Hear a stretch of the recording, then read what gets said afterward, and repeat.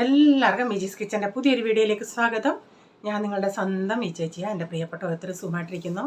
ദൈവം സഹായിച്ച് ഇവിടെ സുഖമായിട്ടൊക്കെ ഇരിക്കുന്നു. ഇന്നൊരു ദിവസം ദൈവം നമുക്ക് ദാനമായി തന്നതിന് ദൈവത്തിന് നന്ദി പറയാം. അപ്പോൾ ഇന്നത്തെ വീഡിയോ 2 ദിവസത്തെ വീഡിയോയാണ്. സൺഡേയിലത്തെയും നെക്സ്റ്റ് അന്നെന്നുള്ള മുടി ചീവ്. അപ്പോൾ ഇന്നത്തെ വീഡിയോ 2 ദിവസത്തെ എനിക്ക് ഒത്തിരി പ്രിയപ്പെട്ട വീഡിയോ ആണ്. പിറ്റേ ദിവസം ആവാനായിട്ടും ഒരു വെപ്രാളമായിരുന്നു. കാരണം ഒരു ഫുഡ് ഉണ്ടാക്കാനായിട്ട് ഈ സൺഡേയിലത്തെ ഭയങ്കര ഇഷ്ടമായിരുന്നു. പ്രൈസൻ നാട്ടിൽ നിന്ന് കൊണ്ടുവന്ന സാധനമൊക്കെ തിന്നോ? എന്തൊക്കെ തിന്ന്? Chips, cake, halwa. പിന്നെ വേറൊരു സാധനം തിന്നല്ലേ? പപ്സ് അല്ല, നീ ആദ്യമായിട്ട് കഴിച്ചതായിരുന്നു. ആദ്യമായിട്ടെന്ന് പറയാം, ഇങ്ങനെ ഉണ്ടാക്കി ആദ്യമായിട്ട് കഴിച്ചതാ. ഇന്നലെ ഒരു സാധനം ഉണ്ടാക്കിയില്ലേ, ആ വൈറ്റ് കളറിലെ? നീ സ്കൂളിൽ നിന്ന് വന്നേ വൈറ്റ് കളറിലെ ഉണ്ടാക്കിയില്ലേ? നീ ചോദിച്ചില്ല ഇതെന്തുവാണ്, സ്വീറ്റ് പൊട്ടാറ്റോ ആണോന്ന്? എന്തുവായിരുന്നു അത്?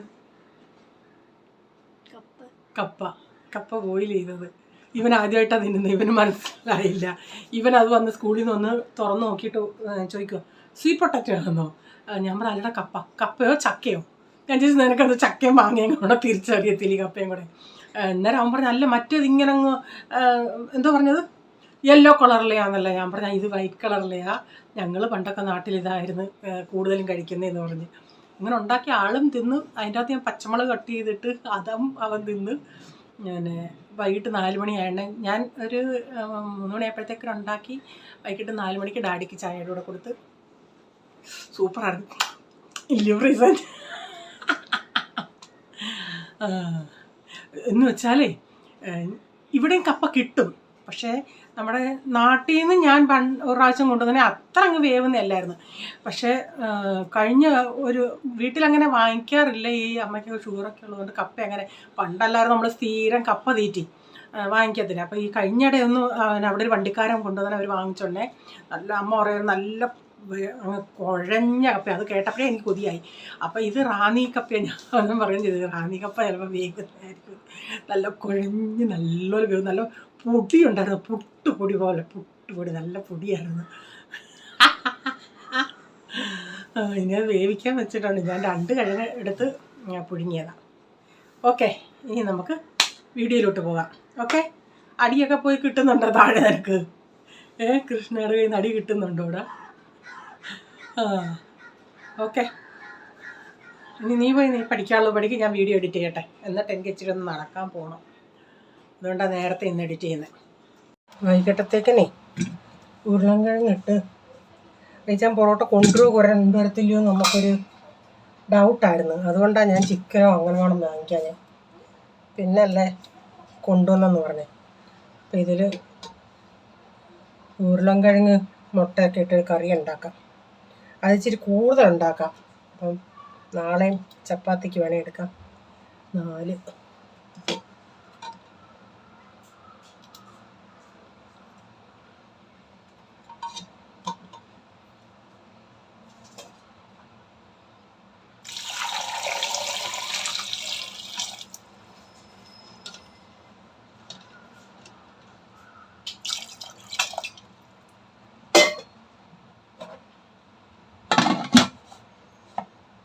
ശർക്കര ഉണ്ടായിരുന്നു, അതൊന്ന് ഉരുക്കി എടുക്കുന്നുണ്ട്. അപ്പം അതിൻ്റെ അകത്ത് ഈ അഴുക്ക് കുറച്ചൊക്കെ ഞാൻ എടുത്ത്.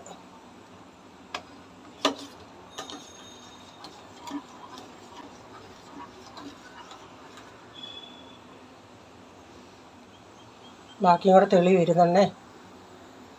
ഇങ്ങനെ നമുക്ക് എടുക്കാം സ്പൂണും കൊണ്ട്.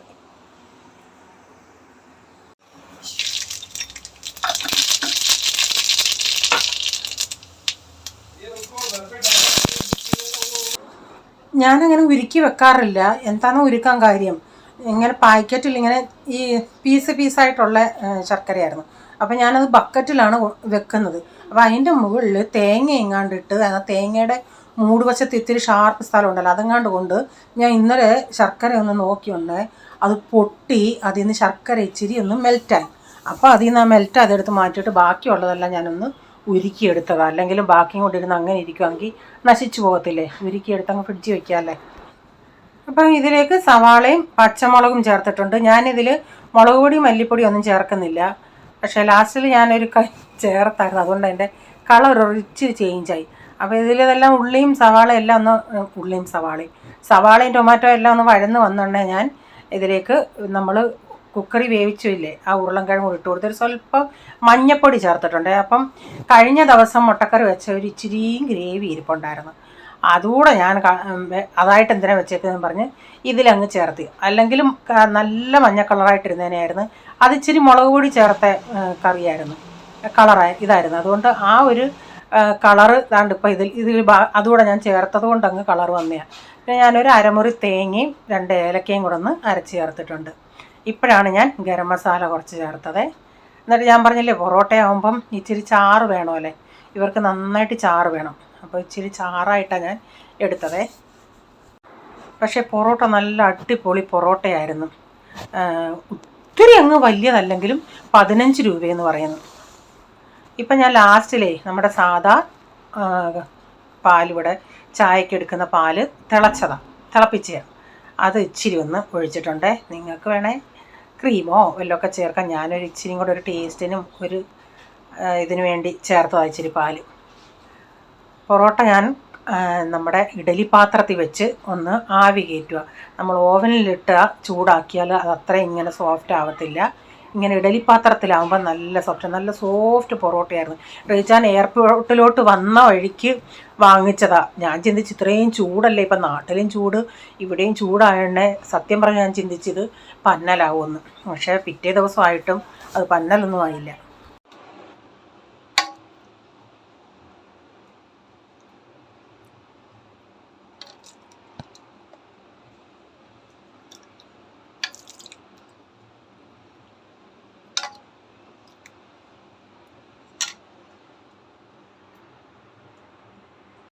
അപ്പോൾ ഇത്രയും ഞായറാഴ്ചത്തെ വീഡിയോ ആയിരുന്നു. ഇനി ഇത് പിറ്റേ ദിവസം രാവിലത്തെയാണ്.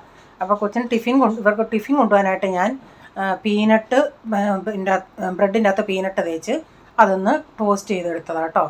അപ്പോൾ ഇനി ചായ റെഡിയായി. അപ്പോൾ അവിടെ ഓരോരുത്തർക്കും ഗ്ലാസ്സിൽ കൊച്ചിൻ്റെയും പോളിനെ ഞാൻ ഇച്ചിരി കഴിഞ്ഞേ വിളിക്കും. ഇപ്പം ഞാൻ പോളിനെ രാവിലെ എങ്ങനെയും നിർബന്ധിച്ച് കുടിപ്പിച്ചിട്ട് അവിടെ പിടിച്ച് കിടത്തും. അവനൊരു 7:30 എണ്ണിറ്റാൽ മതിയല്ലോ. ഒരു 5:30-6 മണിക്ക് മുമ്പിട്ട് പോളിനും കൊടുത്തിട്ട് കിടത്തും. കൊച്ചിൻ്റേത് ഇച്ചിരി തണുത്ത് മറ്റവൻ്റെ ഒരു ഇച്ചിരി ചൂടായിട്ട് അവിടെ വെച്ചിട്ടുണ്ട്. അപ്പോൾ ചായ ആറ്റിയുടെ അടിക്ക് ചായയും കൂടെ കൊടുക്കട്ടെ. എന്നിട്ട് ഒരു 6:10 ആകുമ്പം റേച്ചാനെ വിളിക്കും. ഇവിടുന്ന് പലർക്കും പലതായിരുന്നു ബ്രേക്ക്ഫാസ്റ്റ്.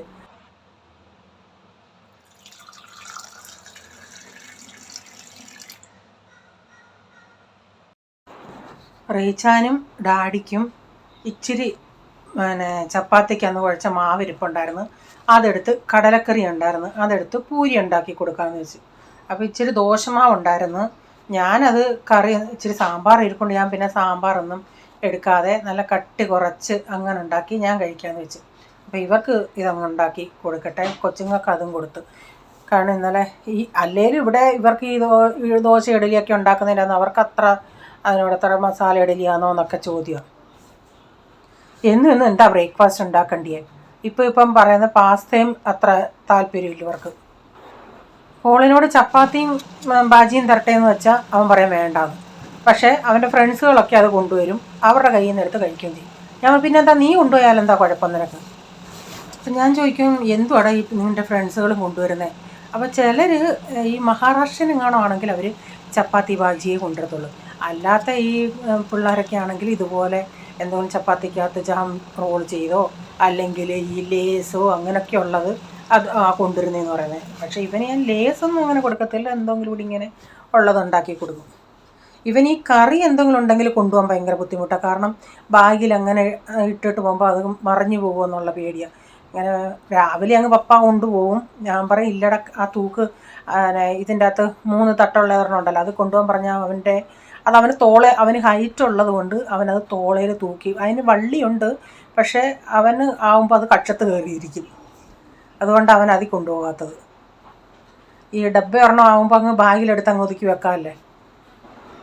പിന്നെ എനിക്കിതുപോലെ ഇങ്ങനെ കട്ടി കുറഞ്ഞെടുത്തിട്ട് ഒന്നും കൂട്ടാനൊന്നുമില്ല, ചായയുടെ കൂടെ ഇങ്ങനെ കടിച്ച് തിന്നുമായിരുന്നു. നല്ല പപ്പടം പോലെ അങ്ങ് പൊള്ളിക്കും. 2 സൈഡ് ഞാനങ്ങ് മൊരിച്ചെടുക്കും. ഒരെണ്ണം ഇച്ചിരി പിന്നെ ആയില്ല, ഒരെണ്ണം നല്ല ക്രിസ്പി, ഏതാണ്ട് ക്രിസ്പി പോലെ ആയിട്ടുണ്ടത്.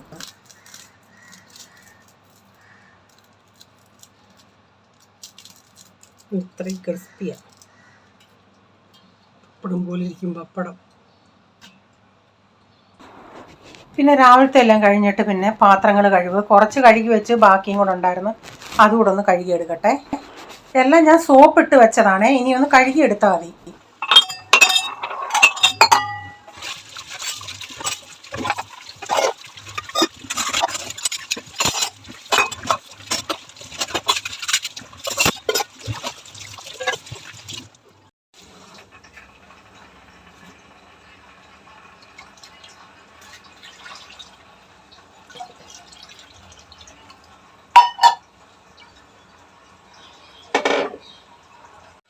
നല്ല മണ്ണുള്ള കപ്പ, അതിൽ നിന്നിപ്പം 1-2 കഷ്ണം എടുത്ത് പുഴുങ്ങാം.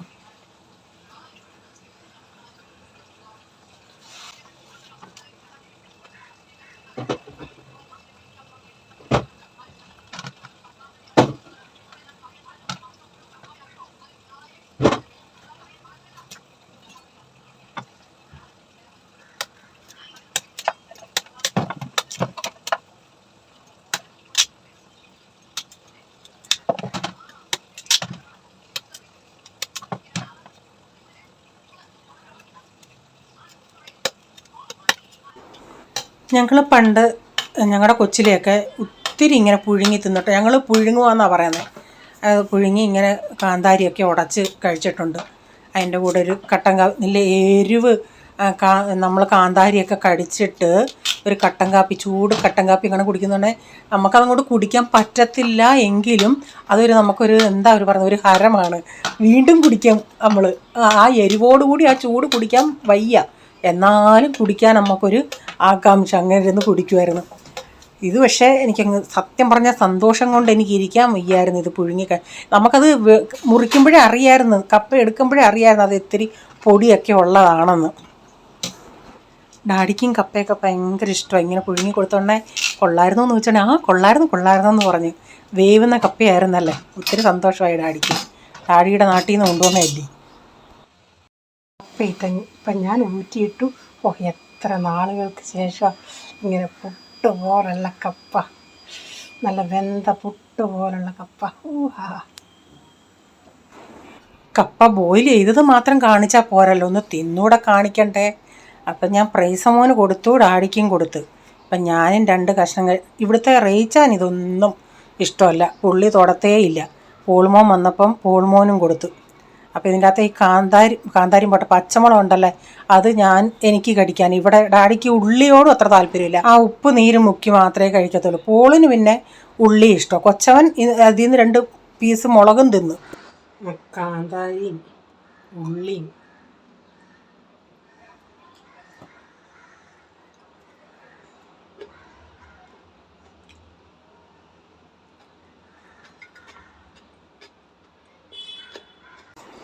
മുളക് അങ്ങനെ എരിവുള്ളതൊന്നും അല്ലായിരുന്നു. അപ്പോൾ ഇനി ഞാൻ സാവകാശം ഒന്ന് കഴിക്കട്ടെ. നല്ല എത്ര പറഞ്ഞാലും അങ്ങോട്ട് തൃപ്തി വരുന്നില്ല എനിക്ക്. നിങ്ങൾ ചിന്തിക്കും, ഇത്രയും എന്തോ ഇങ്ങനെ അങ്ങ് പറയാനെന്ന്. എനിക്കങ്ങ് അത്ര പറഞ്ഞാലും സമാധാനം കിട്ടുന്നില്ല. പിന്നെ ഞാൻ വൈകിട്ട് ടീ കേക്കാണ് എടുത്തത്. അതൊന്ന് കട്ട് ചെയ്തിട്ടേ ഇങ്ങനെ ഡബ്ബയിലാക്കി വെച്ചിട്ട്, ഈ പിള്ളേർക്കൊക്കെ ഇതിങ്ങനെ കട്ട് ചെയ്തിട്ട് ഫ്രിഡ്ജിൽ വെച്ചിട്ടെടുത്ത് കഴിക്കുന്നതാണ് ഇഷ്ടം. അപ്പം ഞാൻ അതെല്ലാം ഒന്ന് പീസാക്കി വെക്കട്ടെ. അപ്പം പിന്നെ ഇടയ്ക്കിടയ്ക്ക് എടുത്ത് കൊടുക്കാമല്ലോ. ഇപ്പം 3-4 ദിവസം ഇനി ഇവിടെ എല്ലാവർക്കും കുശാല, അലുവായും കേക്കും ഒക്കെ ആയിട്ട്. റേച്ചാന് വെളിച്ചെണ്ണയിലുണ്ടാക്കുന്ന കായൊക്കെ, ഈ ചിപ്സിനേക്കായി വെളിച്ചെണ്ണയിലുണ്ടാക്കുന്ന ഈ ചിപ്സുകളെ എണ്ണയിലുണ്ടാക്കുന്നതാണ്. പക്ഷേ എനിക്ക് നമ്മുടെ നാട്ടിലെ വെളിച്ചെണ്ണയിലുണ്ടാക്കുന്ന ഇഷ്ടം. ആ ചിപ്സ് കഴിച്ചിട്ട് പ്രൈസും ചോദിച്ച്, ഇത് ഏതിൻ്റെ അകത്ത് ഉണ്ടാക്കിയതാ? അവനും ആ ടേസ്റ്റാണ് ഇഷ്ടപ്പെട്ടത്.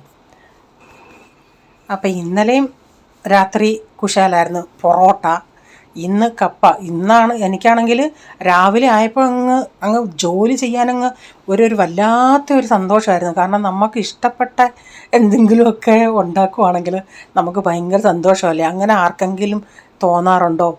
എനിക്കന്ന് ജോലി ചെയ്യാൻ ഭയങ്കര ഉഷാറാണ്. എത്രയും പെട്ടെന്ന് അത് ചെയ്യണമെന്നുള്ളൊരു മനസ്സിലൊരാഗ്രഹമാണിങ്ങനെ. അപ്പോൾ ഇന്നത്തെ വീഡിയോയിലെ വിശേഷങ്ങൾ ഇതൊക്കെയായിരുന്നു. വീഡിയോ ഇഷ്ടമായെങ്കിൽ ലൈക്ക് ചെയ്യണേ, നിങ്ങളുടെ അഭിപ്രായം കമൻറ്റിൽ കൂടെ അറിയിക്കണേ. സബ്സ്ക്രൈബ് ചെയ്യാതെ ആരെങ്കിലും വീഡിയോ കാണുന്നുണ്ടെങ്കിൽ വീഡിയോ ഇഷ്ടമായി വീണ്ടും ഈ ചാനൽ കാണണമെന്ന് ആഗ്രഹമുണ്ടെങ്കിൽ ഒന്ന് സബ്സ്ക്രൈബ് ചെയ്തിട്ട് ആ ബെല്ലേക്ക് ബട്ടണോട് പ്രസ് ചെയ്യുകയാണെങ്കിൽ ഓളം എന്നൊരു ഓപ്ഷൻ വരും. അതോടെ പ്രസ് ചെയ്യുകയാണെങ്കിൽ ഞാനിന്ന വീഡിയോയുടെ നോട്ടിഫിക്കേഷൻ നിങ്ങൾക്ക് എന്നും വരുന്നതായിരിക്കും. ഇനിയൊരു പുതിയ വീഡിയോയുമായി വരും വരെ bye. God bless you all. Thank you. Take care. Bye. See U.